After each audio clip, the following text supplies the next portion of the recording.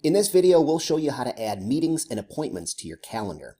So when you log into your account, click the calendar icon in the upper menu to come to the calendar view. This is where you can add meetings and appointments to your calendar. Of course, your calendar shows you a very holistic view of your entire business, including upcoming events, prospective events, as well as other tasks and reminders and staff time off. But if you scroll down here to the bottom, you'll see specifically in this video, we're going to be taking a look at meetings and appointments. These are the ones that are outlined in blue on your calendar. Makes them very quick to identify. So in looking at January here, you'll see that we have 3 meetings or appointments on the calendar. And before we dive into the specifics, I just want to show you a couple things here quickly. Number one, this is the title of that meeting. Off to the left is the time that it starts. And off to the right is an icon which indicates the location of the meeting. So in this case, the car icon indicates that it's an in-person meeting that's out of the office. Here, this little picture of a building indicates that it's an in-person meeting in the office. And finally down here, we see the headset, which indicates this is a video call. So it could be a Zoom or Teams or Google Meet. And there's another one for a phone if it's a phone meeting. So now that we see that, let's go ahead and click into one of these for an example. So you'll see here, this is the details of this particular meeting or appointment. There's a title that just gives us a very broad overview, the start and end time, and it can be an all-day event if it's something you have going on. The format, again, in office, out of office, phone or video call. If it's out of the office, the address of where it's going to be taking place. And here you'll see an icon that you can click on that will load Google Map driving directions to there, just for reference. Any notes that you want for that particular meeting.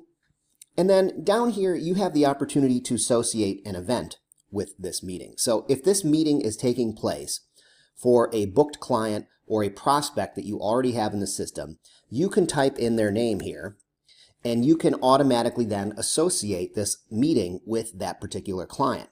And this is beneficial if you have, for example, a meeting coming up. Let's actually take a look at a specific one here.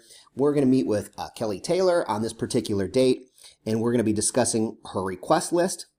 And it's in the office. We have the address of the office here, and the associated event is the Taylor and Sanders wedding reception. So I don't need to then put that in the notes or the title to get very specific, because I have that linked here to that event to let me know what that pertains to. One other thing I'll show you while we're on the screen here is you can add staff to any meeting. So for example, if there's a specific staff member assigned to this event and you want them to also be present or involved with the meeting, you can add that staff member to the event. Now, what does that do when I add them to the meeting and the appointment? Well, it lets me know that they're an invitee, but also number 2, it then puts it on their calendar. So if they have their calendar synced with their smart device or their Outlook or Gmail, for example, this meeting will then automatically appear on that calendar. So again, when that staff member logs in to their account, they will see their calendar view of all their events, and this meeting will appear there, and it will also appear in any third-party calendar with which they have this synced. So that's the advantage there.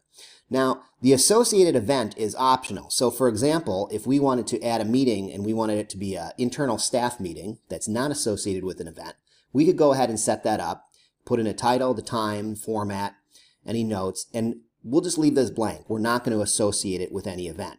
But we can add all of our staff onto that, and again, then it will appear on their calendar, so they'll know that this is an all-staff meeting that they're required to be at. So that we can set up like that. To create a new meeting or appointment, you're going to do just what I showed you there very quickly, was click the plus icon in the upper right corner of the calendar. This is where you add any element to this calendar, and you're going to come down here to add new meeting or appointment.